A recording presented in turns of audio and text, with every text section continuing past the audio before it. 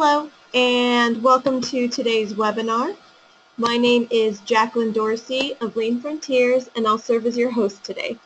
I'm excited to bring to you today a short webinar called Lean Leadership Boot Camp, facilitated by Sam MacPherson and Jim Hutzinger. Jim, the president and founder of Lean Frontiers, will be serving as an MC and asking questions presented by our listeners. Sam, who will be sharing his insights on lean leadership, is a retired Special Forces Director of Training and co-founded the Lean Leadership Academy to help organizations develop their organizational leadership pipeline and properly implement TPS to achieve business and organizational excellence. Also, this will be recorded if you want to refer back to it later. So for now, let me turn things over to Jim. All right, thank you, Jacqueline, and thank you everybody for being here this afternoon, or I guess morning if you're out towards the West Coast. And also thank you, Sam, for joining us to discuss and share your insight and experience in leadership and lean leadership. Appreciate that. Yeah, I'm glad to be here. Thanks, Jim. Good. Well, let's start off just here with have you do this. Can you simply kind of give a definition around, I guess, how you would define a lean leader? Well, a lean leader is really someone who has a very specific belief system in support of the lean model. And I wouldn't say lean thinking is sufficient enough. It's clearly someone who accepts the responsibility of developing and leading others, but doing it from a value system and a belief system that's uniquely part of our lean culture. So, you don't have to be a lean leader to be a leader, but when you accept the responsibility of being a lean leader, you accept the beliefs, the values, the principles, the thinking structures, and the expected behaviors that a lean leader must pretty much live by as a discipline in order to be a leader, and that includes developing others. So this is more of a discipline than it is just a style of leadership. Okay, well, good. Well, thanks. And now that we kind of have some definition around that, I guess the next question I'd like for you to talk about is this is really a universal question, although it's obviously very important to lean leadership. But this is a question that we've been asked for as long as we've been in business, doing summits going back over 10 years ago, and I know even before that from my own experience. But so a question that's always asked is, how do we get senior management engaged? How do we get them on board? Yeah, that is always a question that I get asked as well. And what has worked for me is number one, senior leaders pretty much own their current management system. So to truly transform to a lean organization, the owners of that management system or the business need to be directly involved with it. And one of the things that has always worked for us is to find the need of the business that is so great that they cannot not be involved. Art Smalley always joked about from his McKinsey time that if you wanted to get senior leaders involved, you had to find the $5 billion problem. Well, we don't have to go that far, but if you can find what the true business need is that can only be solved by the transformation to a lean system and the leadership that's required of that, they generally do not risk not being directly involved. For example, this morning, I got a report out from one of our senior leaders who's at the director level of multiple sites in a paper mill industry, and they have now taken on the role of deploying their version of lean leadership and lean operating model across their entire enterprise because they solved a big enough business problem that the CEO and the CFO said, this is the model that we want to be the model, the operating model for the rest of the organization. So if you could get that $2, $3, or $4 million problem or $250,000 problem that senior leadership just can't ignore and they can't seem to solve using the old system, that's generally going to get them engaged. And then you have to communicate often. You have to sit down with them, lay out the plan, show them how you can go from where you're at now to where you need to go using a lean operating system, and how that's going to help you achieve the financial goals and the organizational goals for the organization. Senior leadership generally gets involved at that point, and it's been a pretty successful approach, from my perspective. Find it big enough, so what? They get involved. Okay, well, good. And that's good insight to know. One thing I'll add here, and I should have mentioned at the beginning, is actually the questions we're asking are actually coming from the attendees. Folks submitted as they registered for the webcast, so we're going through those. We'll try to get through as many as possible as we go through our time here, our short time here. But on that, Sam, one thing, and this is maybe kind of narrowing in what you're talking about, because I think you're certainly touching on this, but would you say that's kind of maybe normally the starting point when engaging in lean leadership, or is there some other point or other points, or could you narrow that in a little bit further for folks? Yeah, so when it's a big decision. I've always said that there's 4 basic phases to a lean transformation. The first phase is the decision phase, which is pre-transformation.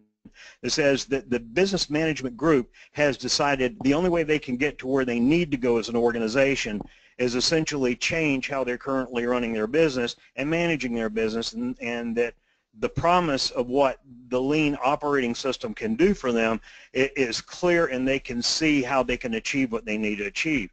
So normally part of that process and that decision-making process is a collaborative effort to find out what is the business need of the organization and why aren't we achieving that. So normally, as part of my work with folks, we'll normally sit down for a couple, 2 or 3 days. We'll go through, their business performance and some of the feedback that they get from their customers.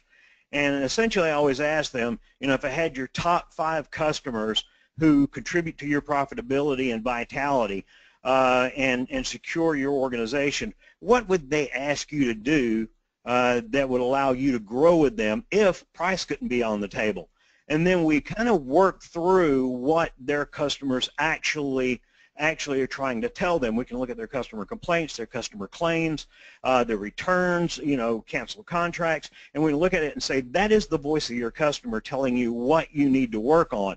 Now let's look at the principles, the operating principles of a lean operating system and the system you have to develop as a leader, and then let's see how we can solve those problems in order to grow your business. Of course, a lot of times some people will say, well, they want price reductions, and I always argue, well, anytime you have price reduction as one of your requirements for continuing to grow with them, then one of 2 things have happened. You become a commodity, and you're not reinvigorating your organization, you're not reinventing yourself, and you're not innovating, or they can't get anything else from you, and so as a last resort, they're going for price reduction. So, I always call that the value determinant of last resort when people ask for price. So when we do this process, we go through and we determine what is the solid business case, for you to change to a lean operating system. And by doing that with a leadership team and allowing them to go through that process and discover it versus me telling them what it is, it becomes pretty eye-opening, and you gain consensus as part of that process, and you usually get most of the leadership team on board with that process of walking them through what are the needs of the business. So always start with your greatest need. Okay, well, good. That's a good insight. Let's carry that even a little bit more forward in asking this: what are some of the biggest leadership struggles that you see when working with leaders? Well, it depends on what level. So I'll normally work either with the operation and the senior site leader for that operation, or with some level of the enterprise. And this is just basically a leadership issue.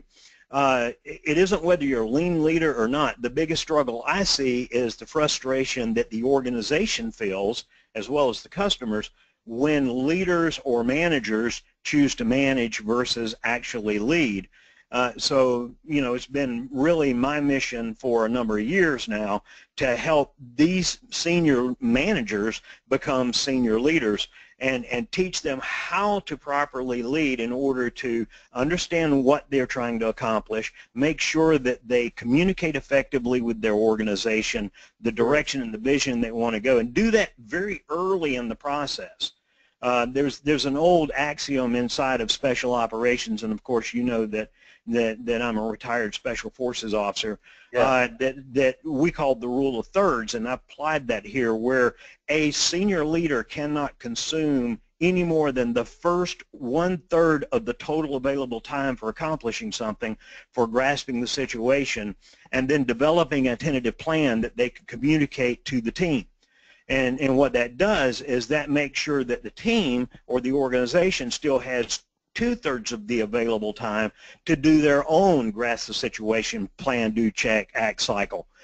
But that isn't really what I normally run into. I normally run into, you know, leadership teams that are, or staffs that are in the organization being pretty frustrated because they don't find out till just about the deadline what the boss really wanted, and he finally gets around saying, that's not what I want, here's what I want. And then somewhere toward the position where you should be checking to confirm results, you finally get the information you need to do a good job as a leader.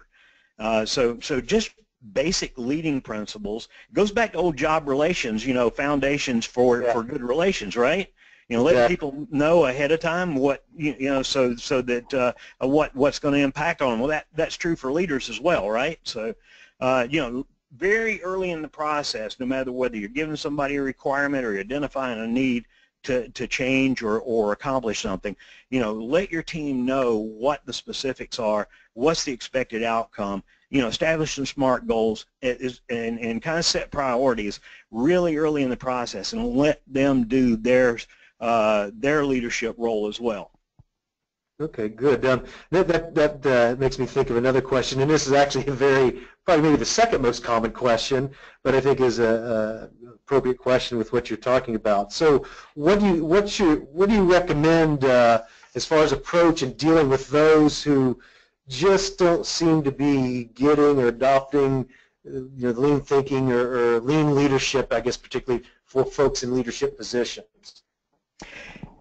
You know, that's interesting. You know, most people who've been around our community for a little while, you know about Dr. Fukuda and his 3 types of people on a boat, right? So Dr. Fukuda says that, you know, you have people when something occurs, or if a transformation is going to occur, that you'll have people in the boat that are rowers, and they grab the oars and they start rowing.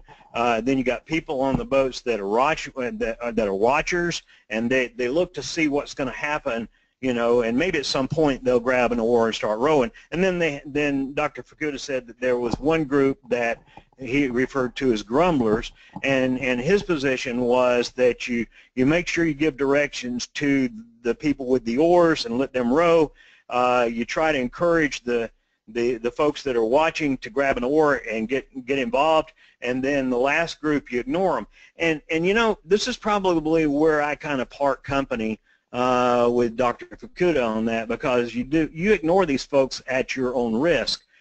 So a couple of things that I do, especially during the transformation phase, is to actually I kind of look at people, and transformation kind of does.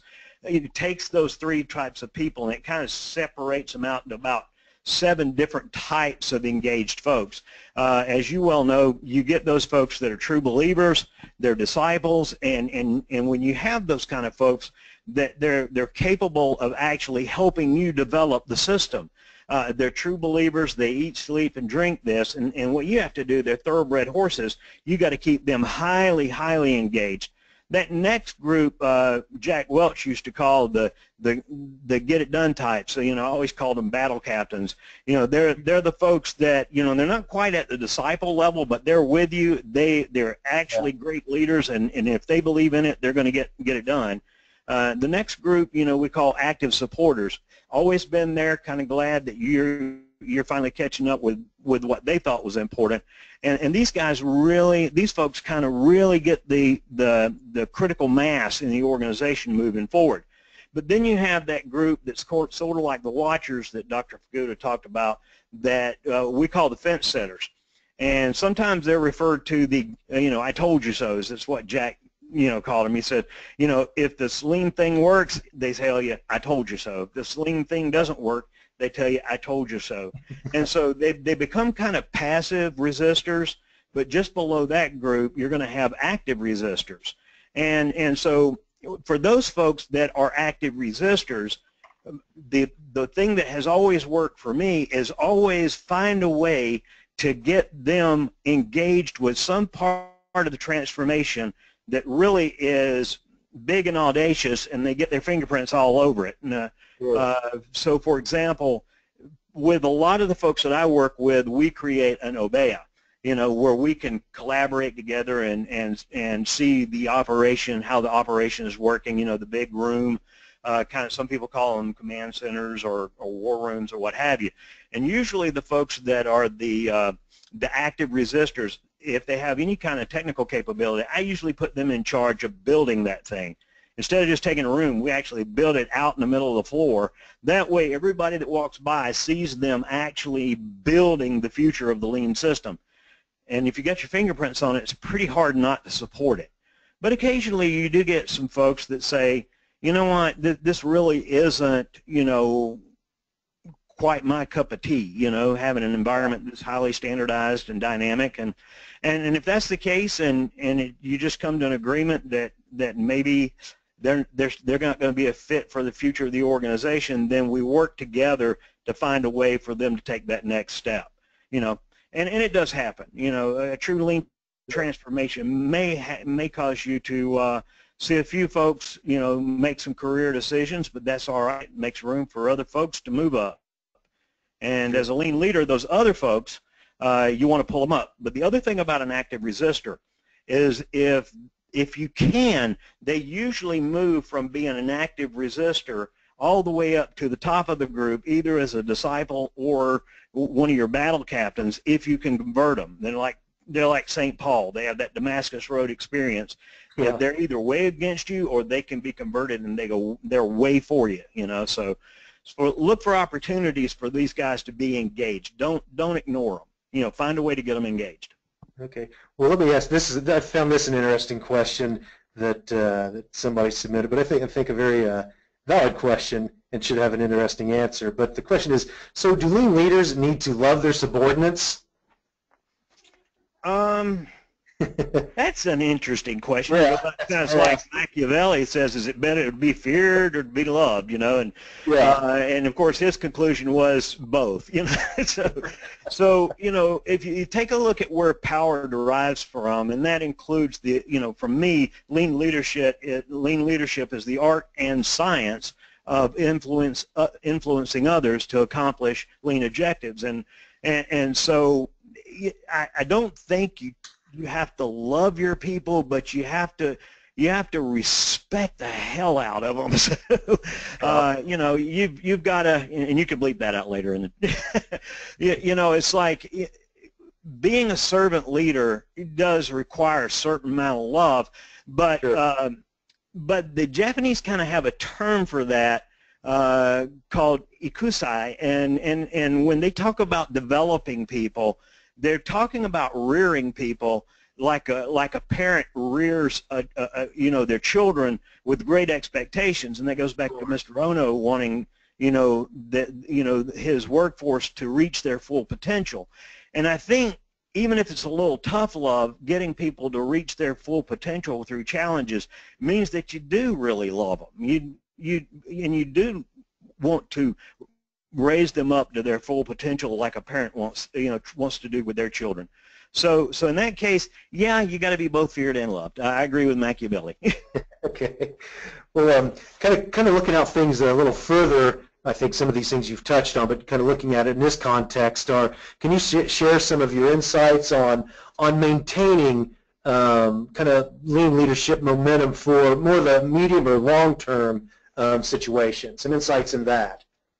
Yeah, you know, I'm glad that question came up because Glenn Uminger and I were together in Cincinnati a couple of weeks ago, and we locked up in a room. And I think Glenn's going to be on one of the future webcasts, which absolutely brilliant, man. Just, you know, I just enjoy all my time with him. And we were really kind of, as a project we're working on, mapping out Georgetown and, you know, and its performance over time. And where are they at in their maturity stage, you know, and what's the engagement level?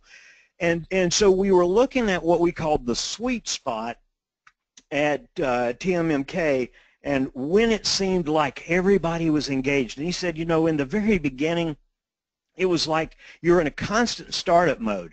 You know, no matter what you were doing, even though you got one line in or you started something else, you were always in a startup mode. You were always engaged, and no matter who was at the head of the organization, the team was very strong, the system was strong, and we always had a vibrancy around continuing to move forward. He said, you know, now, you know, you got to reach a little hard to keep that up. And so one of the things that we talked about, how do we keep the engagement beyond the startup phase and into the stability phase, and we came to the conclusion we needed to go back to the beginning. You know, a leader, a senior leader, needs to find a way to always maintain, no matter even 30 or 40 years down the road, a startup mentality. Like they've always got to find a big audacious project to do that if anything else is there to build their leadership team and build their team. Never let it get static.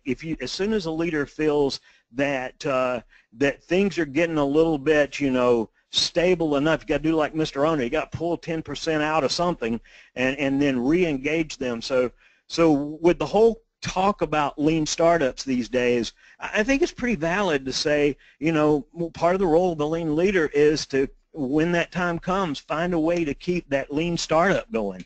You know, challenge your team. Good.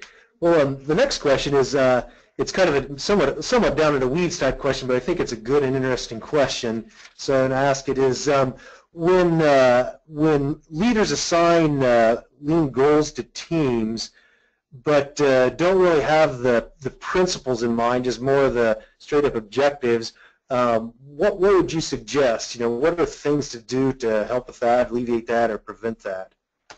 Well, you might need to restate that question a little bit for me, because I don't think you know, my little Tennessee brain up here in New York, I probably, you know, lost a little bit of that. Yeah. So if leaders assign lean goals, I'm assuming just objectives and targets, but aren't really adhering to the principles themselves, what are some of the things that could be done or should be done to help alleviate that as a problem? I know that's pretty common, is we want all these wonderful things done, but maybe we're not really doing some of the lean leadership behavioral patterns in order to, you know, help people get through. And certainly often people in leadership positions may not know as much as some of the people in more subordinate positions. So this is, like I said, some kind of down in the weeds on how to deal with that.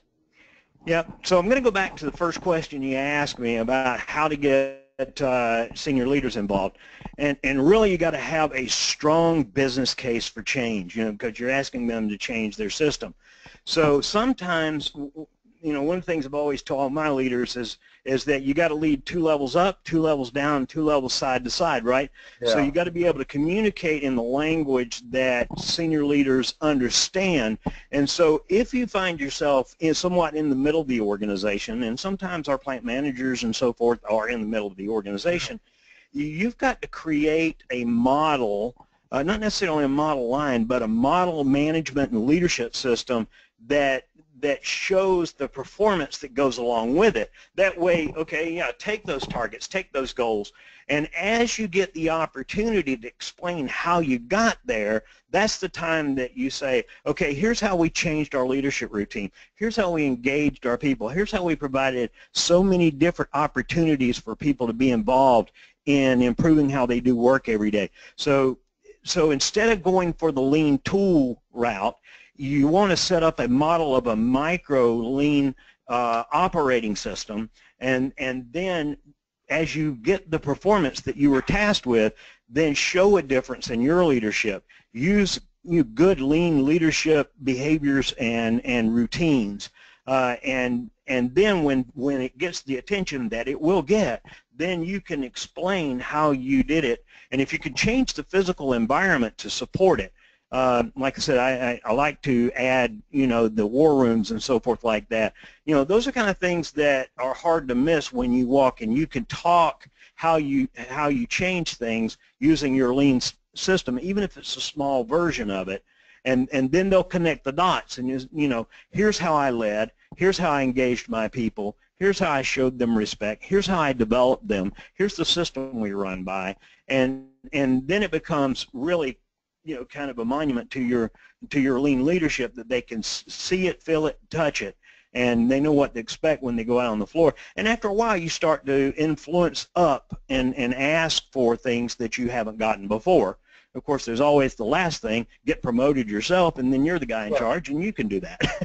Yeah, exactly, and no one to blame but yourself, right? Right. Okay. Hey, that's part of the system. If you're doing a good job, don't forget how you got there. When you get promoted, expect all your leaders, to be good lean leaders and follow the system as a good operating and enterprise management system.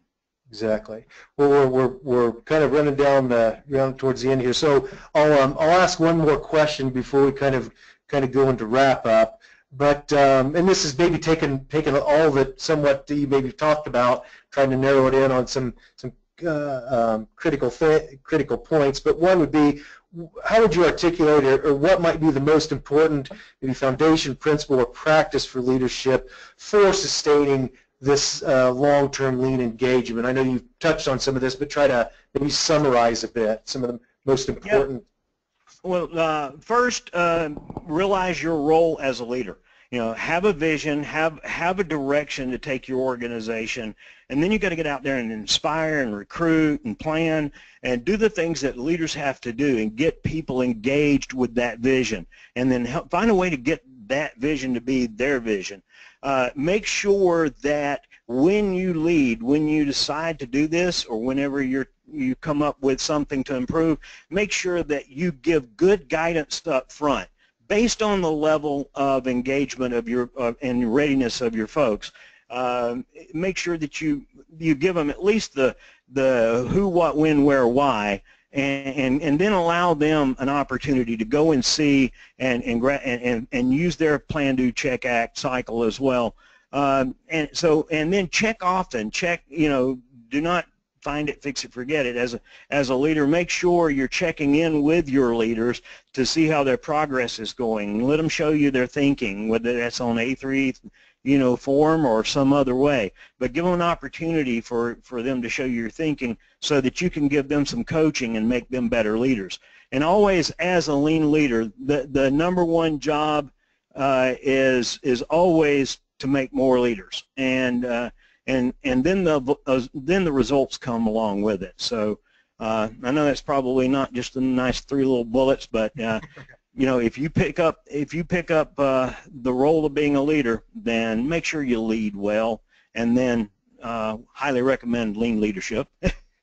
Yeah, excellent. All right, thank you, Sam. I know we just touched on a few items on lean leadership, and there's certainly more great questions, and we certainly appreciate everybody that submitted questions. I wish certainly had more time to get through them all. But with that, we know that upcoming here in June is going to be the Summit on Lean Leadership. So certainly a lot more discussion and answers and dialogue on those questions will be at that. If you want to touch on what people might be able to expect real quick and briefly here, Sam, on the Summit on Lean Leadership, give people a kind of a quick overview.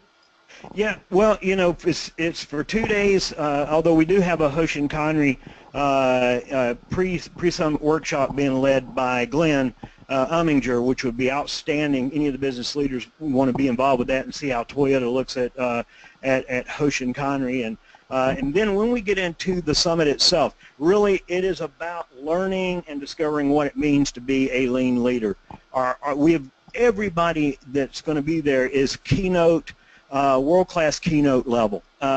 But so many of those of our speakers and facilitators are going to be running engagement sessions where we're going to be able to talk about these things like the questions that were submitted, and we're going to explore it. We're going to really look at what we could do about those situations, and you're going to have world-class speakers in there helping you to find answers to these probing questions that were some of the questions that we had today. So it's not your father's conference. It's a very engaging conference, and you're going to get a chance to work up front and personal, up close and personal with these world-class leaders and help to try to find some solutions, not only to your problems, but other leaders' problems. So I think people will be really excited to be part of the summit.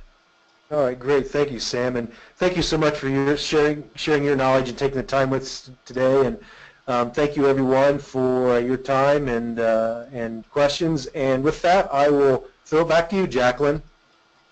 All right. Well, Jim and Sam, thank you for facilitating our session today.